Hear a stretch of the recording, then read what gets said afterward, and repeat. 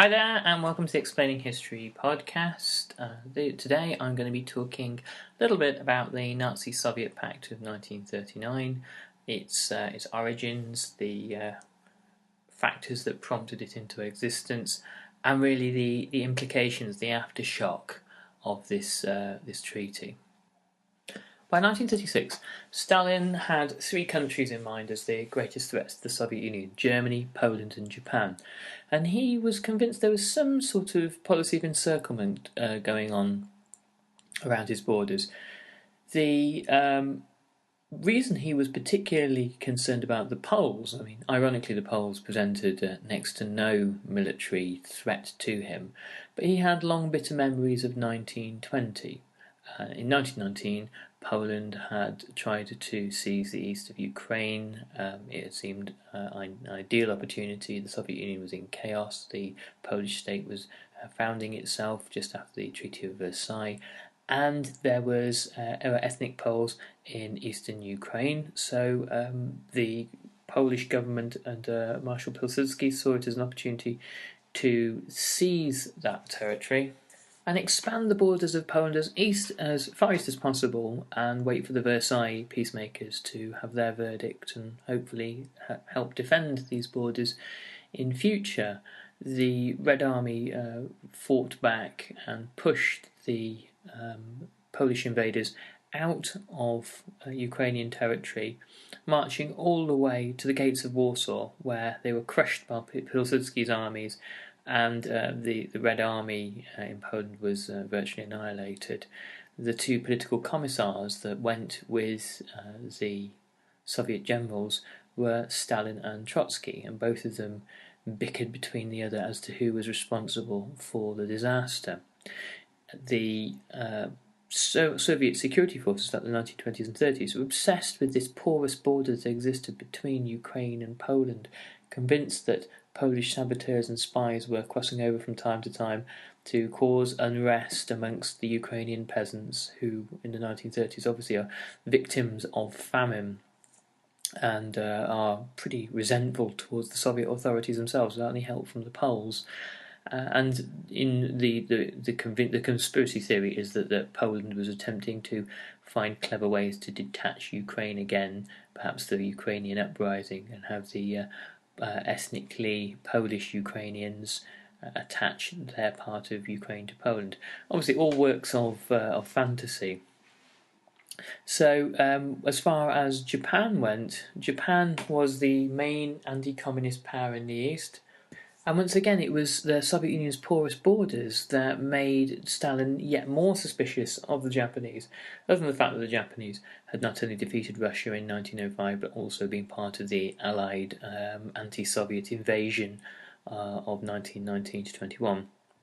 The Japanese had lingered around till about 1922, and they'd seen they'd been rather keen on annexing a large chunk of Siberia for themselves. The Japanese government had even handed out posters to its people and postcards and flyers saying, "Come to the wonderful new territory of Siberia, it'll be great." Or, I paraphrase, but words to that effect. During the Soviet famines, the attempt to collectivize not just the Ukrainians but the Kazakh nomads had catastrophic effects upon them. The nomads survived through having a migratory pattern across the border into China, to Western China, and back into the Soviet Union again. And Stalin's reading of that was that China was now Japan's fiefdom, and therefore these Kazakhs were probably Japanese spies. Again, this is, pure paranoia. But it wasn't simply Stalin's paranoia. It was a wide-ranging paranoia that you can see in the top echelons of the Soviet government all the way down to the lowest rungs, and widespread throughout the Soviet population. A couple of weeks ago, I was extolling the virtues of Sheila Fitzpatrick's Everyday Stalinism, and the exploration of Soviet paranoia is quite well done there. It's well worth a read. I suppose the reason for this degree of paranoia was the fact that the Soviet Union was a revolutionary society. It was a society born of a revolution that evidently a great deal of the world's powers wanted to put down. And so much of the paranoia that you see emerging is similar to the kind of sentiments expressed in the years after the French Revolution, when France is fighting its revolutionary wars, which are in large part, to start with, wars of national survival, and the survival of the revolution, which is at that point, the expression of nationhood. And of course, the third power, Germany, Stalin looks at and astutely observes that there may be trouble coming from Hitler. Stalin's understanding of Hitler was an interesting one. Stalin looked at Hitler and thought, oh, this anti-Semitism stuff, that's nothing, that's just a front, that's just, talk. He doesn't really believe this, he doesn't really have racial theory at the heart of his empire. What Hitler's all about, really. Hitler is a frontman for capitalists. They have put him up there, and they are the guys that are pulling the strings. So we don't need to appeal to Hitler per se if we want to appease him and buy him off. We need to be talking to the capitalists that we think are behind him. And this, as I'll show later on, really shapes much of Stalin's thinking when it comes to making a deal with Nazi Germany. So Stalin looks from about 1936 onwards at the world situation and sees that there is, the likelihood of what he views as being an anti-Soviet war in the offing. And one of the main reasons for the purges from sort of 36 to 38 are that he believes that a lot of necessary work needs to be done in Russia to prepare Russia for war. So you need to root out the traitors, root out the fifth columnists, root out those that will rise up in support of the invading enemy to overthrow your regime as quickly as possible. And there does seem to be a great deal of emphasis on getting the killings done in as time-efficient manner as possible. The degree of organisation of the purges, the various levels of the purges, is interesting, not only because a great deal of it is centralised and handed down and set out in quotas, but also the quotas are expected to be reached and breached. Now, there's various reasons for that. It's not simply about urgency, and we'll come on to that perhaps another time. One of the victims of the Stalinist purges is the officer corps, going from junior officers, lieutenants and captains, all the way through to the middle ranks, all the way up to the senior ranks, and even seeing some of the most celebrated and the most important military thinkers in the USSR executed. One of the greatest errors that Stalin ever perpetrated was the execution of Marshal Tukhachevsky. Tukhachevsky was one of the foremost military thinkers of the interwar era, and believed in this idea of deep operations, of having armed spearheads pushing deep into enemy territory and encircling armies. And who read this book? The likes of Guderian, the likes of Manstein, and the senior German generals who crafted the German strategies of blitzkrieg. So the execution of Tukhachevsky, based purely on Stalinist paranoia and Tukhachevsky's unfortunately noble background, was a total error of judgment. And by 1939, Stalin is painfully aware of how vulnerable his purges have left the Soviet Union. On the face of things, Nazi Germany could not have been a more unlikely signatory of a pact with Stalin. Not only in 1936 was it joined with Italy and Japan in the Anti-Comintern Pact, an aggressive military alliance with the clear focus on the Soviet Union, but also Hitler had been giving aid to the rebels in Spain under General Franco, and Stalin had been supporting the Republic.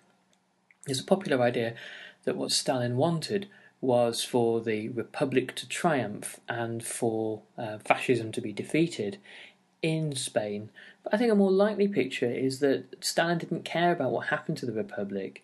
He looked to be creating a long, drawn-out civil war which Hitler could be dragged into for hopefully a decade, and perhaps even longer.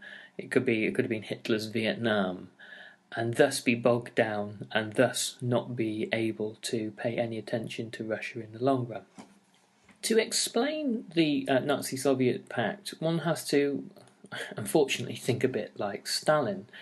Stalin was an astute judge in many ways, a paranoid in others, but quite astute in some, in looking at what was happening in the West and looking at appeasement in particular. Not only did he assume, with some degree of justification, that appeasement was merely designed to send Hitler east instead of engaging him in the West, but he also assumed that if that wasn't the case, then there seemed to be no fighting qualities left in the British and French, and that there was no strength among their political classes to take Hitler on.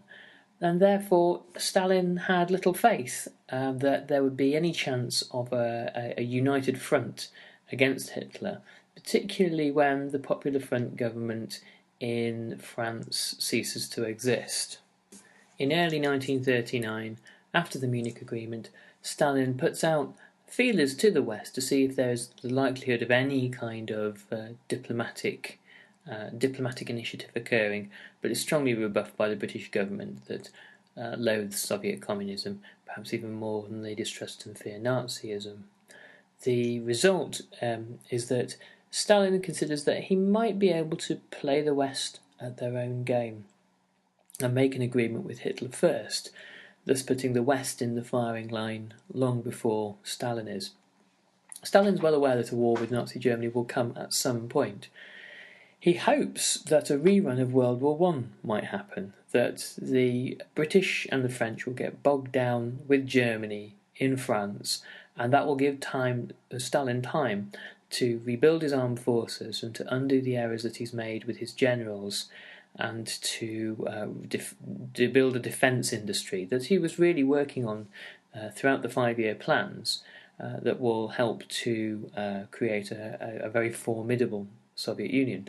And the Germans look at the Soviet Union and they think, they can see that happening. They think, well, we need to, if we're going to do the Soviet Union, we need to do it in the next year or two, because in 5 years they will be not only too powerful to attack, but they will be sufficiently powerful to sweep across Western Europe.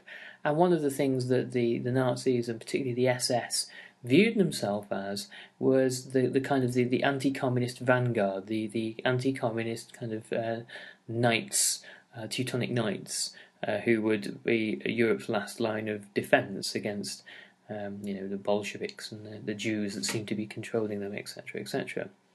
So there was a sense of urgency on the Nazis' side as well. Traditionally, Germany has always sought to avoid wars on two fronts. It's something that was a centre point of Bismarck's strategy in the latter quarter of the 19th century, and it was a main failing of Wilhelmine diplomacy that a war in two fronts was possible at all, and that Russia felt sufficiently alienated in 1914 to have relations with one of its most loathed adversaries, Britain. So from that point of view, the Molotov-Ribbentrop Pact makes sense. The Nazi-Soviet Pact, that is, signed by Joachim von Ribbentrop and Vyacheslav Molotov, the foreign ministers from both countries. The ability to divide the Western allies from the Soviet Union, Hitler viewed the later combination of the two as this kind of rather ludicrous chimera of oligarchic capitalists with Bolshevik Jewry, and the common conclusion he came to is like, well, the Jews were behind both. It might probably have disappointed Hitler to learn that Stalin was quite the anti-Semite himself. So in April of 1939, the Nazis put out feelers to the Soviets to suggest to them that there is a pact on the table if possibly they want it, and it's probably a far better deal than the Western Allies can offer. Stalin is probably quite relieved at this and thinks that this is going to buy him some time. The first diplomatic gesture from Ribbentrop is that there should be a 100-year non-aggression treaty between the Soviet Union and Nazi Germany. And Stalin dismisses this, in his inimitable, slightly casual style. Says, no, this is nonsense. and instead he proposes a 15-year non-aggression pact. And Stalin puts Molotov in charge of the discussions, getting rid of, or moving sideways, Maxim Litvinov, who was Jewish, and Stalin suspected this would offend his guests visiting in Moscow. Underpinning the negotiations is a gigantic trade deal. Now, Stalin believed that this would be the sweetener to Germany's capitalist classes. This is the thing that would stop them from invading. If the capitalist classes of Germany could receive cut-price timber, coal, steel, iron ore, manganese, and whatever else they required that was currently being provided by the vast Gulag archipelago across Russia, then they would be far less inclined to invade the Soviet Union and far more inclined to really allow the situation to continue ad infinitum. From Stalin's reading of Marx, the thing that capitalists are interested in more than anything else is profit, and if you can have that without conquest, so much the better. This, of course, will help Stalin buy time. What he doesn't understand is that when Hitler talks about racial rhetoric, about Lebensraum, about the Slavs being Untermenschen and all that, he means it. He's deadly serious. And this is, one of the great misapprehensions of Stalin. This is perhaps one of the reasons why, when the Soviet Union is invaded in 1941, that Stalin is so taken aback and so surprised and so stunned at his miscalculation. And the pact, of course, contained a secret protocol.